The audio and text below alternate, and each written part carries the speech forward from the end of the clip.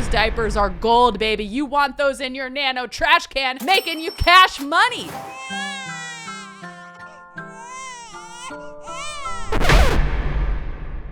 What's up, everybody? I'm Kelsey, and you may know me from the 100 Baby Challenge, a challenge in The Sims 4 where you have one matriarch and you're supposed to have 100 children, all with different partners. There is a lot of rules to this challenge, and after having gone through this challenge more than once, I have a bit of knowledge that I've accumulated in my years, and expertise, if you will. So let's just jump into the hottest tips I have for tackling the 100 Baby Challenge. Also, if you're new here, may I please request that you hit that subscribe button. I have new videos uploaded weekly, one of which at the moment is a new version of the 100 Baby Challenge, my own speed run. It's going pretty well, so join us if you haven't watched that one yet, and if you have, thank you for watching. So let's begin at the beginning with our matriarch. When building your matriarch, you want to focus on two main things. Oh my God, girl, don't laugh at me. That was rude. Okay. You want to focus on the traits and the aspiration. So for traits on my sim, I have cheerful, romantic, and outgoing. The romantic trait means that your sim tends to be more flirty. It also gives you a higher chance of success with romantic interactions, I believe. I suppose if you wanted to make the challenge more difficult, the opposite of this, of course, would be to pick the unflirty trait, where sims get tense around flirty sims and seldom get flirty themselves, and it's difficult for them to be romantic in public. So if you want the opposite, have at it. Another trait I do think is helpful is the family-oriented trait. These sims are just happier around their family members. They will have more whims regarding their family that pop up, which will be important to gain points, which I'll talk about later for the satisfaction rewards. Apparently, also family-oriented sims can soothe and express love with upset toddlers. It's more effective than comfort or calming down. I haven't tried this personally, but in my research, that's what I found. So might be a good one to add in there. You can't go too wrong with the traits. What I do think is a little bit more important are the aspirations. Specifically, I recommend using the family aspiration of super parent. The reason why I recommend super parent is because a lot of the other family aspirations require you to involve like your children after they've grown up. One of them requires you to have a child get married. Other ones require your children to have other children, things like that. You're not really planning that far ahead in the 100 Baby Challenge. Super parent aspiration is probably the one I recommend the most. Also, if you complete this aspiration, you get the reward trait of role model. It gives you the domestic trait, which means that you will see their familial relationships grow stronger faster. And also the reward trait of role model gives a bonus character value scoring when your toddlers, children, or teens. Character value is going to be super important for the updated version of the 100 Baby Challenge, in which all of your children need to age up with at least one positive character value trait. I haven't had too much issues with this. As long as you make sure your children are on top of their homework, they're going to be responsible. So I wouldn't worry too much about it. Another aspiration a lot of people recommend is, of course, the serial romantic aspiration. This is because A, you're going to be romancing a lot. It'll be easy to finish the aspiration and get all the aspiration points. But also, if you complete this aspiration, you'll get the reward trait player, which means none of the other sims will ever get jealous of you. I personally love the drama. I don't want this to ever go away, but if you're tired of seeing sims fight over your love, I guess you can go get that. It's fine. It might be for you then. Once you finish choosing all of these items, you might be considering what kind of job you're gonna have for your sim. To make money in game, I personally don't think there's just one answer or one best way. A lot of people do recommend purchasing an easel and doing painting to make money. The more you level up that skill, the larger amounts of money you're going to get for your paintings. My recommendation, of course, is to get the nano can touchless trash can. It is over 1,000 simoleons, so it's quite the investment, especially when you're just starting your game. But I promise you're gonna make all of that money back so quickly, because with every diaper, bottle, and plate your sim puts into that trash can, you're gonna get at least 10 simoleons per person in your household. That means if you have 8 people, you're gonna get $80 for every one baby bottle that you have. And normally with like a multiples of the babies, you're gonna be having like 2-3 bottles a day. That doesn't include the diapers and the plates for all of your kids. If you wanna go the easy route, I definitely recommend including this trash can in your Let's Play. Next thing I really recommend you do for your matriarch is check out the reward store. So there are two different ways that you're probably going to make satisfaction points, and that is from completing your aspiration and fulfilling your wants/whims. Your wants and whims show up right here. There'll be things like freshen up in the mirror or meet someone new. And then your aspiration things will be right here, these requirements, and you'll get satisfaction points from that. Once you gain up enough, you're gonna click down here where it says reward store. It will bring up all of the different rewards that you can add. Some of them are like one use only, but some of them will last your Sim's lifetime. And those ones are the most expensive ones, but honestly, the best ones. All of these instant potions are going to be really helpful, especially when you're first beginning. Specifically, this sleep replacement one is a godsend for when you're dealing with having so many babies keeping your Sim up all night and you don't have any help around the house. The sleep replacement is going to be your best friend to make sure to stay up and pull those all-nighters with your Sim. But for only 100 points more, you can get the moodlet solver. This removes all your negative moodlet and it fills all your needs. So that one's also a really good one if you're worried about being hungry or needing a shower. Fixes everything in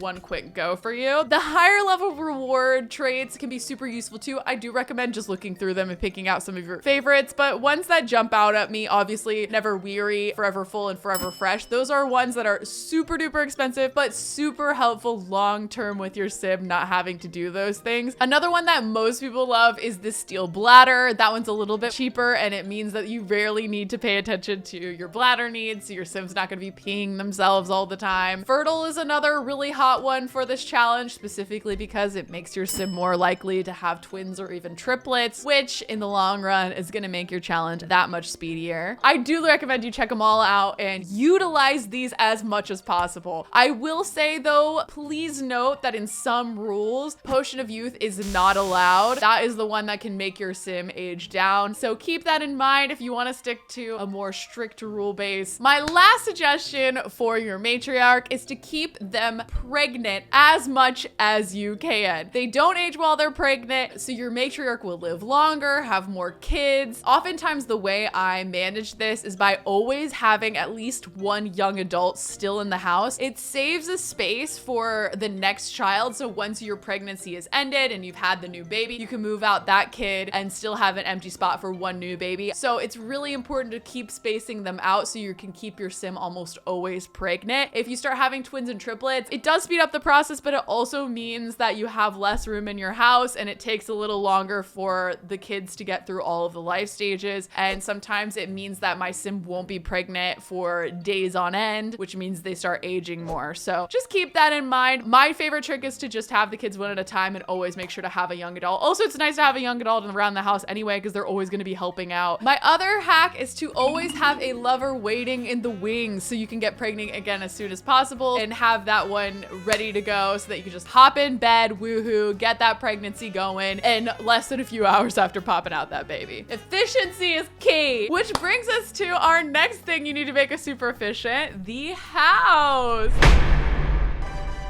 For this challenge, you are not allowed to use any money codes. You're given the 20,000 simoleons that you're supposed to start with, which means that you'll probably end up buying a starter house. Firstly, when you move in your house, please do not forget the lot traits. These things can really seriously help you in the long run. Unfortunately, all of my favorite lot traits I've noticed all come, I believe, from city living. So if you do not have city living, it might be a little bit of a hindrance. Classically, on ley line is a really great one because it makes you extra fertile, so you can have more babies at once. If you're playing kind of like me and you want to only have one at a time, this might not be the one for you. Good schools is another one I would really recommend. Kids seem to get higher grades and do better at homework with this trait, as well as child's play. Kids learn faster with child's play, so they get those skills up. Those are always really great bonuses. If you do plan to get a little flirtatious on the lot and aren't like me and try to escape the lot for every flirtatious interaction, you're gonna want the romantic aura. This one makes it easier to get other people in the mood for love when you're at the house. So this one's a really good one too. I think of those four, I would switch out either on ley line and romantic era. Those two are the ones that I think you can kind of pick one or the other depending on how you anticipate playing through. My next huge hack for this challenge is to buy the fridge display. If you get nothing else from these 100 baby tips, the fridge display should be the thing that you remember.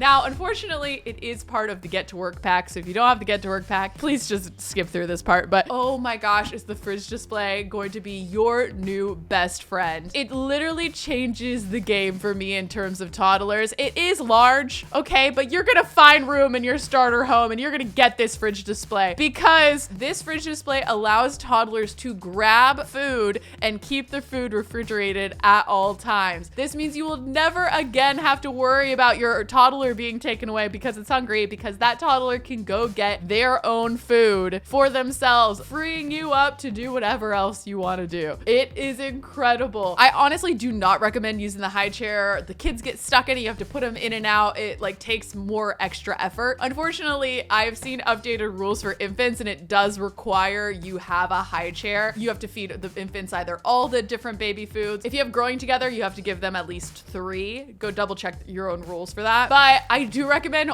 only using the high chairs for that alone. I would not use the high chairs for toddlers at all. It takes way too much time for your sim to get those toddlers in and out of that. Meanwhile, the toddlers get annoyed because they're stuck in the chair. It's just a pain for everybody. Speaking of food, I also really highly recommend the banquet tables. So it's the high school years, luxury party, and the wedding stories packs all have banquet tables. Banquet tables are awesome because you just plop one down and then your sim can use the same banquet table over and over without having to spend any time cooking. Obviously, early in your playthrough, you're just not gonna have the money for a banquet table, odds are. This might be a later down the line thing. My other favorite thing is to pop it into the house inventory so I don't have to keep it out all the time. But it is such a godsend not having to have your sim like every few days make batches and batches of food to put in the fridge. You're always gonna have something. The teens can like do this too and they don't really need a good skill, and you're not gonna worry about people burning down the house all the time because of their terrible skills. Also, speaking of cooking, you do not have to make a cake every single time you're gonna age a sim up. No, my friends, you could just use that one cake and keep putting new candles on it. You can even put the candles on the cake and put it in the fridge to save it for later. It's my favorite hack. Make sure to use that in your own playthroughs. One easy recommendation for the house that I actually recommend you do absolutely as soon as you can is upgrade the bed. I'm pretty sure your slims sleep for less time if you have a better quality bed, and they're not going to be sore or uncomfortable during the day because they slept on a cheap bed. Good sleep is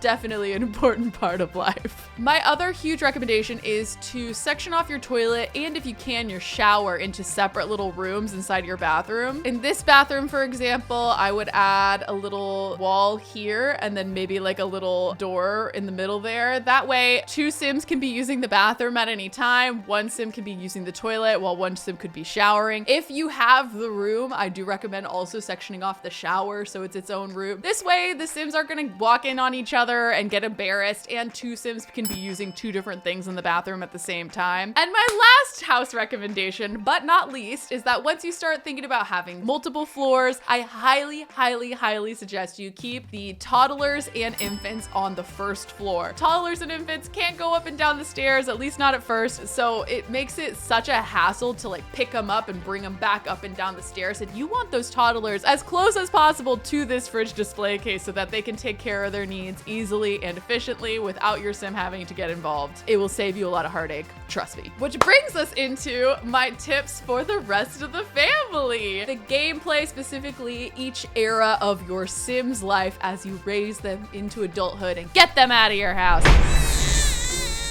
So we begin at the beginning with newborns. I only have a couple tips for this one. First of which, the sooner you can get your matriarch to level 10 of parenting, the better, because you're gonna get that super efficient baby care. That is amazing, of just taking care of every single need of your newborns very quickly. Always use that if you can. There is a cooldown, so if you have more than 1 newborn at the same time, you can only use it at one or the other. Try not to take care of both of their needs at the same time. If you can, break it up. My second recommendation is to just put the bassinets in the matriarch's room. Make sure there's room. It'll always wake her up and she'll be right there, and then she can get back to bed really quickly instead of going into a different room that's a nursery. It's just unnecessary. You can get the infants in a different room if you can.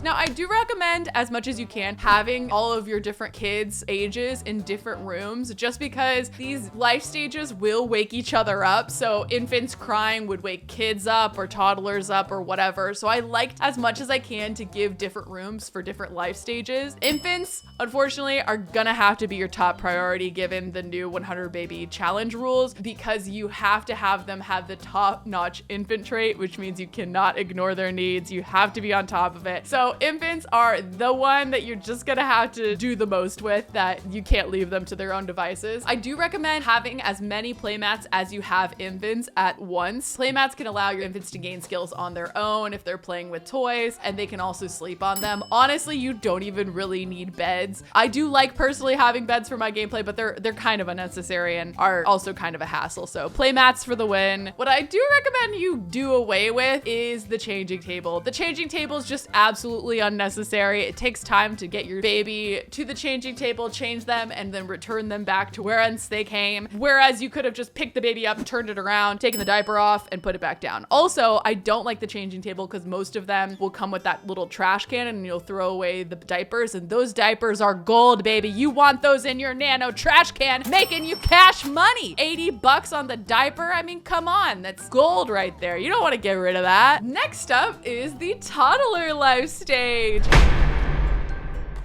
Obviously, the toddlers need a lot of skill building, so that is where some really good toys come in, specifically the fantastical play tent. This one is from Dream Home Decorator. This is the one-stop shop for imagination. This will get your kids' imagination up in maybe 3 playtimes. Also, kids can sleep in there, so if you're running out of beds, your kids and your toddlers can sleep in that thing. Toddlers can watch other toddlers potty, and by doing so, will gain the skill. So you just go under friendly activities, and it says watch Orion. So he can watch this other toddler potty and he will gain a little bit of the skill. It is so slow, so I don't recommend it, but when you're first starting out, it is very helpful. See, potty just popped up right there and he's learning it. So if you only have one available, but you have 2 toddlers, this is a good hack to at least get the other one started a little bit. While we're talking about potty training, there also is a hack. After your toddler is on the potty, you can exit out of the activity that the adult is doing and they can go on their way, and the toddler will remain there potty training with the boost. This doesn't always work, but as you can see, my toddler's still getting his potty training gone and my adult is not in the room. The Wabbit tablet is also a thing I recommend. Only toddlers can use it, but it gets their communication skill, imagination, movement, and thinking skills up so they can work on a little bit of everything. Hey, your child's distracted all day. Doesn't seem like a bad thing to me. At least with The Sims, it's a good idea. I also really recommend having the Blarfy doll. This bear is always useful for your toddlers learning communication skills. They can talk to it, or, you know, if they want to, they can talk to other kids in the household. That boosts both of their communication skills at the same time. Dancing for toddlers is also a really good way for your toddler to gain movement skill. They can also be taught to dance by older Sims, which is really cute. And in general, it goes pretty quickly for their movement skill and they're happier and they seem to enjoy it. So having music around is definitely a good bonus to have. And it's also cute to watch all your kids dance together. My other favorite activity for boosting a toddler's movement skill is to play with them. It's under activities. This one actually gets their movement skill up the fastest of all of the things that I can do. Also, please ignore how many Sims I have. Adults playing with kids gets their movement up so quickly, and it's also just a really cute thing for them to do. Another great thing for all toddlers skill building is flashcards. It's under the same area of friendly activities. You can teach them animals for communication or basic needs. As you can see, after one little bop and one playtime, he's almost to level 2 of the movement skills. So very, very good options for getting those skills up quickly. That wraps up all of my suggestions for toddlers. So we'll move right along to kids and teens. Kids and teens honestly have the same name of the game. They just want to get their skills up, and they also are required to have, in the newer rules, at least 1 positive character value. As I said, as long as you make sure they continue to do their homework on time, be nice to the other kids, and maybe clean up every once in a while, they're gonna have good manners. So it's not that big of a deal to worry about it. The main thing that I make sure that my kids do is pay attention in school or pay attention to teacher. I forget what the exact wording is, but that helps them stay focused focused. It makes their performance go up faster and overall like helps them in school. And if you have the Kawaii Stacy Better Schools mod, which is the mod that I always use, it actually helps teach your Sims skills by being in school or by doing their homework, which I really love because it makes the gameplay a lot more realistic. Another thing I highly recommend for your kids and teens is moving into a lot that has a nearby community area where they can do an activity that helps with skill building. A lot of different lots are near community areas with jungle gyms or monkey bars. Those are really helpful for kids to learn different skills on, and they can go out and do it, but you don't have to buy the object, which is always good. In your challenge, if you're struggling with money, you can also have your teens sign up for jobs. I personally recommend having your teens just stay at home. I think they're more useful when they're home helping out with the other kids and raising them. But if you absolutely need the extra money, get that kid a job. It's all good. Another tip I would give is that your teens and kids will finish their homework faster if someone helps them with homework. I believe teens can help kids, adults help teens. And for young adults, I don't have any further tips because you did it. They aged up. They officially counted your challenge. Get them out of your house and get pregnant again and start the whole thing over. So that wraps up all of my absolute favorite 100 baby challenge tips. Let me know all of your tips in the comments below, and let me know if you'd like to see me build a 100 baby challenge starter home for you guys so that you can start out your challenge with all of the things that I recommended in this tips list. Thank you so much for watching the rest of this video, and good luck on your 100 baby challenge. I can't wait to see you crush it. And as always, I'll see you in the next video. Bye!